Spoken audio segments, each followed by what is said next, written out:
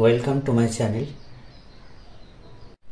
আচ্ছা, যদি বলা হয় যে 1 ও 2 দিয়ে সংখ্যা তৈরি করতে হবে, তাহলে আমরা সহজেই বলতে পারবো যে সংখ্যা দুটি হলো 12 এবং 21। এই দুটো সংখ্যা তৈরি হচ্ছে।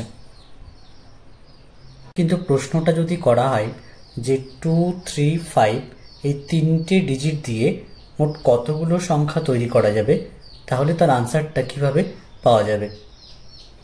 এর জন্য আমাদের একটি শর্ট ট্রিক শিখতে হবে।